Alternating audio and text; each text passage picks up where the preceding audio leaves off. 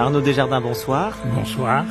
Vous êtes réalisateur et producteur de télévision, diplômé de Sciences Po, titulaire d'un DEA de sociologie, mais surtout, en 1965, vous avez rencontré un maître hindou, Swami Prajnanpad, et cette rencontre a radicalement changé votre vie.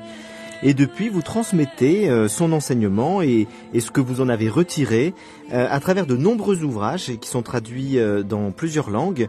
Et vous avez effectivement un rayonnement très important. Moi, je vous connais depuis longtemps. Je dois vous dire que lorsque j'avais 15 ou 16 ans et que je commençais à m'intéresser à la spiritualité après avoir lu les dialogues de Platon, vous êtes un des premiers auteurs que j'ai découvert. J'ai découvert Les Chemins de la Sagesse, qui était une série de livres d'entretien que vous aviez réalisé, et ça a joué un rôle très important dans mon propre cheminement. Donc j'en profite pour dire publiquement merci à l'auteur Arnaud Desjardins, qui m'a beaucoup touché lorsque j'étais adolescent. Et puis j'ai eu l'occasion de lire d'autres ouvrages de vous par la suite. Notamment, vous avez fait un très beau livre en relisant les évangiles, où vous montrez une redécouverte du message évangélique à travers tout ce parcours que vous avez fait avec l'Inde. Vous avez été également connu, beaucoup de gens vous connaissent à travers les émissions de télévision sur notamment les Tibétains, le message des Tibétains. Vous avez été un des premiers occidentaux à rencontrer le Dalai Lama après son exil en Inde. 63. En 63. J'ai rencontré sa sainteté en 63. Nous étions beaucoup plus jeunes tous les deux. Et ça a été une rencontre aussi, j'imagine, très importante, qui a beaucoup compté, ainsi que d'autres grands maîtres tibétains, oui, que vous avez fait venir en France. Après, vous avez joué un rôle assez important pour favoriser, je dirais, le développement du bouddhisme tibétain en France. Vous avez même donné, je crois, un de vos lieux où vous avez été au Bost, qui est devenu un centre tibétain de retraite. Ah oui, oui. Absolument. Donc il y a des liens avec tous les courants un peu spirituels et mystiques des grandes traditions. Moi, c'est ça qui me frappe dans votre parcours, c'est que vous êtes œcuménique au sens le plus large du terme, c'est-à-dire que vous intéressez à la profondeur de l'être, et dans cette profondeur, vous rencontrez des mystiques soufis, vous rencontrez des grands sages hindous, vous rencontrez des moines chrétiens. Finalement, vous êtes un peu au cœur de toutes les traditions à travers la recherche de la sagesse. Et vous n'avez pas mentionné mais j'allais le faire, les soufis en Afghanistan, voilà, avant que les tragédies s'abattent sur ce malheureux pays. J'ai connu un Afghanistan que j'ai beaucoup aimé, un peuple afghan accueillant, chaleureux, ouvert, et des maîtres soufis en 1967, pendant plusieurs mois, puis de nouveau en 1973, des maîtres soufis complètement convaincants, et leurs disciples aussi, des disciples impressionnants. Mais ces maîtres soufis ont été, vraiment, j'ai les informations par des Afghans, ou pendus, ou fusillés, dès que le régime communiste a pris le pouvoir, comme élément réactionnaire. C'est tragique. De manière générale, les mystiques ont eu beaucoup à souffrir dans leur propre tradition. On pense aux martyrs d'Al-Hadj, oui, par les soufis. Les mystiques dérangent un peu et les politiques et les institutions. C'est assez courant, finalement, hélas, de mal finir quand on a une vie spirituelle qui est un témoignage. Et c'est ça qui m'intéresse dans tous les gens que vous avez rencontrés, c'est qu'il y a une très grande tolérance, une très grande ouverture. C'est que plus on va loin dans la profondeur, plus on est ouvert aux autres. Ah, ça, c'est vraiment ce qui m'a saisi. Bon, au fil des années, j'ai beaucoup lu. Mais ce qui a le plus marqué mon propre parcours, ma propre existence, ce sont des rencontres avec des êtres humains vivants. Et ce dont je peux témoigner, c'est l'ouverture, la tolérance immense, non seulement des maîtres hindous, ça c'est assez connu, mais de certains chrétiens, surtout dans l'esprit du concile, du dernier concile, mais également dans l'islam, très très ouvert. Je me souviens d'un maître soufi que j'aimais beaucoup, super musulman, et à qui j'ai dit, si je me convertissais à l'islam, complètement, vous seriez heureux. Et il me répond, riant, vous êtes baptisé chrétien, vous avez un maître hindou et ça vous suffit pas. Voilà, il m'a pas dit, oh oui, un jour Dieu vous éclairera et vous rejoindrez l'islam, Mohammed est le sceau des prophètes. Non. Et un autre maître m'a dit, vous acceptez l'idée de vous soumettre à la volonté de Dieu et non pas à la vôtre? Oui, tout à fait. Eh bien, musulman, ça veut dire soumis. Vous êtes musulman de cœur. Vous voyez, c'est une toute autre approche. tellement ouverte. Ce qui veut dire qu'il y a une sorte d'universalité finalement de la quête spirituelle, quels que soient les courants ensuite et les traditions. Ce dont je peux vraiment témoigner, c'est que ce qui fait le maître spirituel authentique, ou le sage, c'est un état stable de paix. De paix, même dans les pires conditions, comme les grands Rinpoché tibétains réfugiés en Inde. De paix, de joie et d'amour sans contraire, absolu. Même plus question d'aimer les ennemis, c'est l'amour. Je n'ai pas senti que j'étais aimé d'un amour chrétien par Don Emmanuel Coutan, abbé de l'abbaye trappiste de Bellefontaine en Vendée, que j'étais aimé d'un amour musulman par Khalifa Sahib et Charikar, aimé d'un amour hindou par Swami Ramdas, non, la paix, c'est la paix profonde, réelle, qui émane et dont se sent même imprégné. Cet état heureux, la joie dans des conditions tragiques. Les grands Rinpoché tibétains n'ont pas été tout de suite connus par les Occidentaux. Il n'y avait que le Dalai Lama qui était un peu connu. Il vivait dans la misère en Inde. Heureux, tout le temps, heureux. Donc, la paix, la joie, l'amour ou la compassion, pour moi, c'est universel. Ah, ça, c'est une paix chrétienne. Ne confondez pas avec une paix musulmane.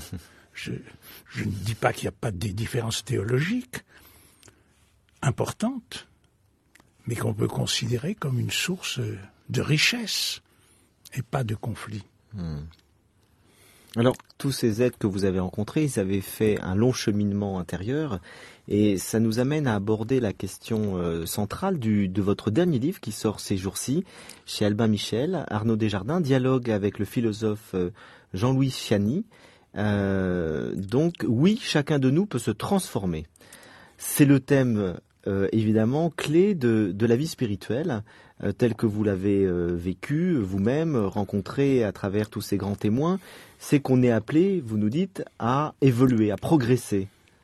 Oui, et ce qui était intéressant dans cette rencontre avec Jean-Louis Chiani, dont j'avais lu un livre de la philosophie comme remède au chômage. J'avais apprécié ce livre, je lui avais écrit, et ça a été l'origine de nos rencontres. C'est que lui représente le point de vue européen ou occidental, et je vois bien combien j'étais imprégné du point de vue oriental. Et il y a, du point de vue du philosophe, enfin en tout cas celui qui a une grande érudition en matière de philosophie occidentale, il y a une certaine réticence à l'idée d'une transformation fondamentale, qu'on a appelée éveil, qu'on a appelée libération, qu'on a appelée illumination. Donc, le thème du livre, c'est que, je disais, nous sommes appelés non seulement à changer, on dit souvent, on ne change pas sa nature. Non, ce qui est spécifique de la nature de l'homme, par rapport à un animal même intelligent, comme un berger allemand, c'est la possibilité de changer. C'est ce qui fait l'homme, de se représenter autre que l'on est et de changer. Mais il y a un mot plus fort que changement, c'est transformation, métamorphose, avec l'image connue de mourir à un niveau pour vivre à un autre niveau. Si le grain ne meurt, il ne produira pas de fruits. S'il meurt, il produit beaucoup de fruits. Et une image connue depuis toujours de métamorphose, c'est l'image de la transformation de la chenille en papillon. Alors moi, je plaidais la cause dans nos discussions amicales d'abord, et ensuite qui ont pris la forme d'un livre, de cette transformation qui est plus qu'un changement. Et Jean-Louis Chiani, lui, son idée, c'est, enfin je ne peux pas parler pour lui, mais c'est d'assumer la condition de chenille, d'assumer d'aller jusqu'au bout, de vivre parfaitement cette condition de chenille, au lieu de rêver de se transformer en papillon. Je résume un peu. Donc c'est toute la tension qu'il y a dans son livre. C'est ce qui est assez intéressant. En même temps, il avait une générosité, une ouverture Et pour essayer de me comprendre... vous allez nous dire pour nos auditeurs, justement, qu'est-ce que vous répondez à ceux comme votre interlocuteur qui vous disent, là, il faut accepter profondément sa condition, sa nature, on n'a pas à se transformer. Qu'est-ce que vous répondez à ça? Je commencerai par répondre. Pour se transformer, il faut d'abord commencer par accepter complètement et profondément sa nature. Et la connaissance de soi, la célèbre connaissance de soi qui peut conduire si loin. Je cite souvent à des personnes que je rencontre cette parole fort connue de saint Augustin, si je me connaissais, je te connaîtrais. C'est quand même énorme. Bon, la connaissance de soi, elle commence au niveau psychologique. Comment est-ce que je réagis? Qu'est-ce qui me mène? Et notamment, où est-ce que je suis libre et où est-ce que je suis complètement dépendant? Et il y a un constat qu'on peut faire, que tout le monde peut faire et reconnaître, c'est que nous ne décidons pas de nos états intérieurs. Une bonne nouvelle a le pouvoir de produire une émotion heureuse, une mauvaise nouvelle a le pouvoir de produire une émotion douloureuse. Et ces sautes d'humeur, ces changements d'état d'âme, heureux, malheureux, inquiet, rassuré, si on regarde bien, ça se produit. Mais ça justifie une parole qui a beaucoup choqué de Gurdjieff disant « l'homme est une machine qui réagit aux influences extérieures ». Et le maître hindou qui, je peux dire, qui m'a vraiment guidé comme un père spirituel, Swami Prajnapada, disait « l'homme est une marionnette dont l'existence tire les fils ».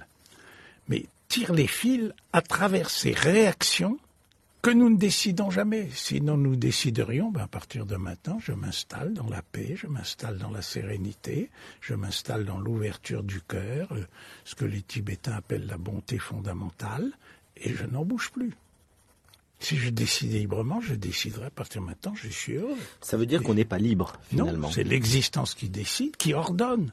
Sois fou de joie, et je suis obligé d'être fou de joie. En fonction des circonstances extérieures. En fonction des circonstances. Donc là, on rejoint les grands extérieures. thèmes, effectivement, ce que vous dites de la sagesse philosophique grecque, ce que les stoïciens ont très bien montré, Socrate aussi, c'est que finalement, l'homme doit acquérir la liberté intérieure par rapport à ses états d'âme et à ses passions. Exactement. Et ça, c'est un dénominateur commun sur toutes les voies. Je ne peux pas vous citer avec précision où je l'ai lu, mais dans des ouvrages de la littérature des premiers siècles chrétiens, d'avant le Constantin, traduit en français. Les démons n'ont de pouvoir sur nous qu'à travers nos émotions. Si on ne bute pas sur le mot « les démons », on se dit « mais c'est très moderne ça ». Les démons n'ont pouvoir sur nous qu'à travers nos émotions. Ces états intérieurs qui nous meuvent malgré nous. Mais alors, ça c'est un constat que je partage tout à fait. La question qui se pose, c'est pour acquérir cette liberté, en quoi faut-il se transformer? Parce qu'on pourrait dire une connaissance de soi peut-être suffire lorsqu'on se connaît. Par exemple, quelqu'un qui fait une psychanalyse, qui fait un travail de connaissance personnelle, il peut se dire j'identifie mieux qui je suis, comment je réagis face à telle circonstance, et j'arrive à me maîtriser. C'est pas forcément de la transformation, ça. Mais cette transformation est à un certain moment une bascule qui se fait et où l'égocentrisme perd son pouvoir et où les intentions, la manière de dire voilà ce que moi je sens juste, je ne parle même pas d'impulsion très égoïste, voilà ce que je sens juste, voilà. Ça s'efface au profit d'une soumission où de la profondeur de nous-mêmes s'impose voilà ce qui doit être accompli, avec une vision beaucoup plus vaste. Vision beaucoup plus vaste dans l'ensemble de la situation, de l'interdépendance. Voilà ce qui doit être accompli. Donc c'est une attitude qui, d'un autre point de vue, peut être évoquée aussi comme un esclavage. Swami Prajnapada avait une formule choc. Complete slavery is perfect freedom. L'esclavage complet, c'est la liberté parfaite. Ça veut dire, je n'ai plus le choix. C'est un état intérieur qui s'impose de soumission. Je me souviens de quelques souvenirs que j'ai de l'existentialisme qui régnait sur ma jeunesse, que Sartre a dit, l'homme est condamné à la liberté. Et la libération, c'est de ne plus être condamné à la liberté. Mais en langage religieux, c'est que ta volonté soit faite et non la mienne. Et de plus en plus, sentir, j'obéis, je suis un serviteur, j'obéis, je suis un instrument d'une volonté différente de ce qui était ma volonté autrefois. Vous donnez des très belles citations, ça me fait penser en écho à une citation d'Aristote qui disait que l'esclavage, c'est de dépendre de quelque chose de plus petit que soi, et la liberté, c'est de dépendre de quelqu'un de plus grand que soi. Oh, superbe, nous allons nous faire des cadeaux comme ça. Donc, ce que vous voulez nous dire, c'est qu'il peut y avoir une volonté supérieure qui n'est pas forcément personnelle, c'est pas forcément Dieu. Ça peut être quelque chose de plus cosmique, la nature au sens spinozien du terme, ça peut être quelque chose de supérieur, une transcendance, finalement, oui, à laquelle nous avons accès à un moment donné par une ouverture de conscience. Comment ça se passe ? En accueillant aisément et de tout cœur cette idée de soumission. Mais de soumission à qui, si on ne peut pas nommer cette personne? Dans le cas du monothéisme, c'est plus facile, c'est à Dieu, mais... Oui, pourquoi ne pas dire Dieu? Mais au nom de la volonté de Dieu, on a commis de tels crimes dans toutes les religions. Swami Prajnanpad, lui, disait simplement « the justice of the situation ». Qu'est-ce que la situation demande? Mais en considérant que nous ne sommes qu'un élément de cette situation. Et peu à peu, notre vision devient de plus en plus vaste. Un ressenti de l'interdépendance, de la solidarité, ce que j'appelle une attitude de zoom arrière.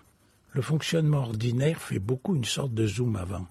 Un aspect de nous, même pas la totalité de nous, entre en relation d'attraction ou de répulsion, de désir ou d'aversion, avec un aspect de la réalité.